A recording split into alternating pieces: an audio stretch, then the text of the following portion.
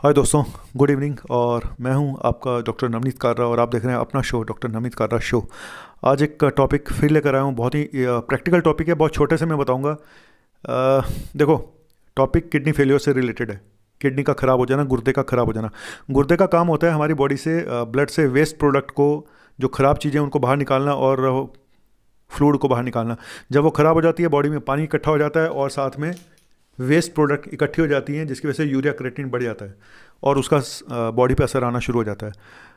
आज मैं दो चीज़ें बताने जा रहा हूँ आपको कि ऐसे कौन से दो टेस्ट हैं जो आपको ये बताएं कि आपकी किडनी परमानेंट डैमेज हुई है या टेम्परेरी डैमेज हुई है।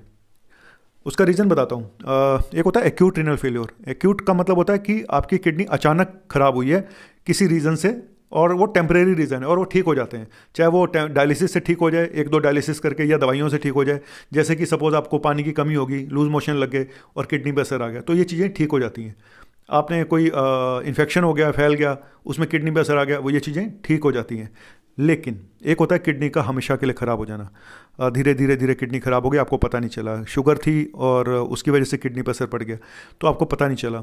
तो जब आप टेस्ट कराने गए किसी कारणवश या किसी बीमारी, तो आपको पता चला, अरे मेरा तो यूरिया क्रिएटिनिन बढ़ा हुआ आ रहा है। तो आप कैसे पता लगाएंगे कि आपकी किडनी हमेशा के लिए डैमेज है या ये टेम्परेरी है?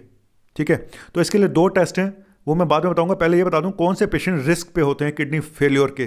गुर्दे खराब होने के चांसेस किन लोगों को ज़्यादा होते हैं, जहाँ पे चांसेस ज़्यादा है, कौन से पेशेंट हाई रिस्क पे हैं। नंबर एक, स्मोकर्स, जो लोग सुट्टे मारते हैं बहुत तड़ी में, मारो। दूसरा, मोटे लोग। अगर आपका बॉडी मास इंडेक्स 30 से ऊपर है तो आपको भी ज़्यादा चांसेस हैं। और तीसरा, शुगर। शुगर अगर आपको 10-15 साल से शुगर है और आप कंट्रोल नहीं करते तो आप भी बहुत रिस्क पे होते हो। चौथा, हार्ट प्रॉब्लम, जिनको हार्ट डिजीज़ हैं, ब्लॉकेज हो चुकी है, हार्ट फेलियर के पेशेंट हैं, हाई ब्लड प्रेशर के पेशेंट्स हैं, तो उनमें भी रिस्क ज़्यादा होता है दोस्तों। कोलेस्ट्रॉल अगर हाई है तो भी आप में रिस्क ज़्यादा है। और एक बहुत इंपॉर्टेंट, अगर आपकी उम्र 65-70 साल से ज़्यादा है और आपको फैमिली हिस्ट्री, आपकी फैमिली में किसी को हुआ है, आपके भाई बहन में से, आपके माँ बाप में से, आपके दादा में से, दादा दादी में से, ठीक है, नाना नानी में से, तो फैमिली में अगर कहीं हिस्ट्री है तो भी आप रिस्क पे हो। तो इसलिए टाइम पे अपना किडनी फंक्शन टेस्ट कराते रहें। तो मैं बताने जा रहा हूँ वो दो टेस्ट जो बताएंगे आपको कि क्या किडनी आपकी परमानेंट डैमेज हुई है या टेम्परेरी है। क्यों? जब एक्यूट रीनल फेलियर होगा, जहाँ किडनी अचानक खराब होती है, और एक होता है जो हमेशा के लिए खराब हो गई, तो दोनों में यूरिया क्रिएटिनिन तो कई बार बढ़ा हुआ आता है ना। तो आप कैसे पता लगेगा? यूरिया क्रिएटिनिन दोनों में बढ़ा हुआ है, तो आपको कैसे पता चलेगा कि मेरा टेम्परेरी है या परमानेंट है? इसके लिए दो टेस्ट हैं, सिर्फ दो टेस्ट, एक यूरिन का और एक अल्ट्रासाउंड। यूरिन में 24 घंटे की प्रोटीन आप चेक करा के जब देखते हैं, तो प्रोटीन अगर बहुत ज़्यादा आ रही है उसमें, तो प्रोटीन यूरिया जिसको बोलते हैं, तो इसका मतलब वो भी एक इंडिकेशन होता है कि आपकी किडनी हमेशा के लिए डैमेज हो गई है। दूसरा, अल्ट्रासाउंड। अल्ट्रासाउंड में अगर किडनी का साइज़ छोटा हो गया है, दोनों किडनी का, और साथ में कुछ उसमें और भी चेंजेस आ रहे हैं, जैसे इकोजेनिसिटी बढ़ जाती है, कोर्टिकल थिकनेस हो जाती है, ठीक है, तो भी ये साइन होता है आपकी किडनी परमानेंट डैमेज हो गई है। तो सिर्फ दो टेस्ट हैं आपको पता लगाने के लिए आपकी किडनी टेम्परेरी है या परमानेंट है। क्योंकि टेम्परेरी एक्यूट रीनल फेलियर है, वो ठीक हो जाते हैं, ठीक है, अगर उसको टाइम रहते आप ठीक कर लें, तो ये भी एक मकसद है। क्योंकि कई बार एक्यूट रीनल फेलियर जान भी ले सकता है आपकी, अगर आप ठीक से ट्रीटमेंट नहीं कराएंगे। और तो करना कुछ नहीं है। और क्या प्रिकॉशंस रखें अपनी किडनी की हेल्थ को ठीक रखने के लिए? भाई वही बात है, दारू वारू जरा लिमिट में पियो, सुट्टे मत मारो, बीपी कंट्रोल रखो, शुगर कंट्रोल करो, थोड़ा एक्सरसाइज करो, और बिना बात के अपने आप कोई दवाइयाँ मत लो बिना पूछे। जैसे कोई इन्फेक्शन हो गया, अपने आप चले गए, और कोई पेन किलर जितना हो सके अवॉइड करो, है ना। पेन किलर कई बार बहुत बड़ी बड़ी मुसीबत करते हैं। और एक चीज़ और, अपने डॉक्टर खुद मत बनो यार, ये बड़ा ऐसा टॉपिक है, क्या बोलूँ। देखता हूँ ना मैं टीवी पे और यूट्यूब पे भी बहुत सारे लोग ये बाबा ये बता रहे होते हैं, अपने डॉक्टर खुद बनो, आपकी किचन ही आपकी डॉक्टर है। यार ठीक है, एक लिमिट तक सब कुछ ठीक है, लेकिन लिमिट से ऊपर जब चला जाए ना मामला, तो बहुत खतरनाक है। आयुर्वेदा, होम्योपैथी, सबकी अपनी इंपॉर्टेंस है। मैंने पहले भी बोला था, आपको पता होना चाहिए कि किस बीमारी में आपको कहाँ पे इलाज करना है, आपकी बीमारी किस लेवल की है, ये आपको पता होना चाहिए। क्योंकि कई लोगों के हिसाब से तो मेडिकल फील्ड ही फ्रॉड है, सारे बिजनेस हैं हम डॉक्टर्स के बनाए हुए। ऐसा नहीं है, ठीक है। मान लिया कुछ डॉक्टर गलत काम करते हैं, उसकी वजह से आप सिर्फ ये नहीं बोल सकते कि ये बीमारी एग्जिस्ट ही नहीं करती, ये है फलाना नहीं है, ढिमका नहीं है, ठीक है ना। ऐसा नहीं बोलना चाहिए। और जो बोलते हैं तो ठीक है, जो उनको मानते हैं तो बहुत अच्छी बात है। मैं किसी को वो नहीं बोल रहा हूँ, बहुत अच्छी, ऑल द बेस्ट। और जो लोग अपने डॉक्टर बनना चाहते हैं बने, और अगर आप बड़ी बड़ी प्रॉब्लम्स को अपनी किचन से ठीक करना चाहते हैं तो करें।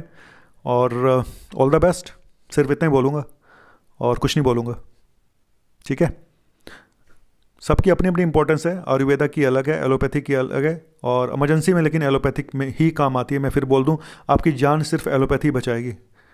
आयुर्वेदिक रोकने के लिए ठीक है, प्रिवेंशन के लिए ठीक है, ठीक है, कि बीमारी हो ना, उसके लिए आप आयुर्वेदा का यूज़ करें, नो प्रॉब्लम। तो कैसा लगा ये टॉपिक? अगर अच्छा लगा हो तो please subscribe my YouTube channel doctor Navneet Kalra, और मैं कोशिश करता रहूँगा ऐसे ही प्रैक्टिकल छोटे छोटे टॉपिक लेकर आता रहूँ।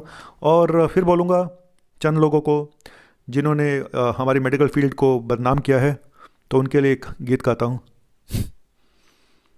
देखो ओ दीवानो, तुम ये काम ना करो, डॉक्टर का नाम बदनाम ना करो, बदनाम ना करो,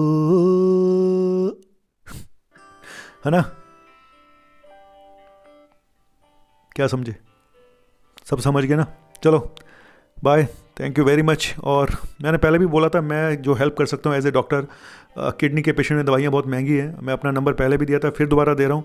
अगर किसी को कुछ मेडिसिन बहुत महंगी हैं जो डायलिसिस से पहले दी जाती हैं, कीटो एनालॉग स्पेशली, और भी मेडिसिन होती हैं, तो मार्केट में वो काफ़ी कॉस्टली मेडिसिन है। अगर आप कहेंगे या तो आप जेनरिक मेडिसिन खरीद लें, अगर मिल रही हैं तो आपको, मैं फिर बोलूँगा। और अगर आपको नहीं मिल पा रही हैं, नहीं अरेंज कर पा रहे हैं, और आपकी, क्योंकि बहुत खर्चा आता है किडनी पेशेंट्स में, तो मैं आपकी हेल्प कर सकता हूँ। मेरा नंबर है, अगर आपको कोई मेडिसिन चाहिए अवेलेबल सस्ती, तो मैं आपको अवेलेबल करा सकता हूँ। Bye, thank you very much. और आप, भगवान आपकी हेल्थ अच्छी रखे और आपकी किडनी मजबूत रखे। लाहौरी गुर्दा बोलते हैं, सबसे स्ट्रॉन्ग होता है। उसका रीज़न भी बताता हूँ। मेरी mother in law kidney patient थी, और उनका गुर्दा चेंज हुआ था पाकिस्तान में।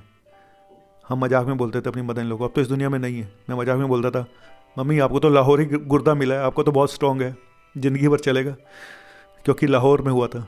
और कहते हैं कि लाहौरी गुर्दा बड़ा फेमस है भाई, बहुत स्ट्रॉन्ग होता है, लेकिन क्या स्ट्रॉन्ग, 6 साल बाद फिर हो गया, किडनी रिलैप्स हो गई, फेलियर दोबारा हो गया किडनी चेंज कराने के बाद, और चली गई। हाँ, बाय, शुभ रात्रि, शब खैर।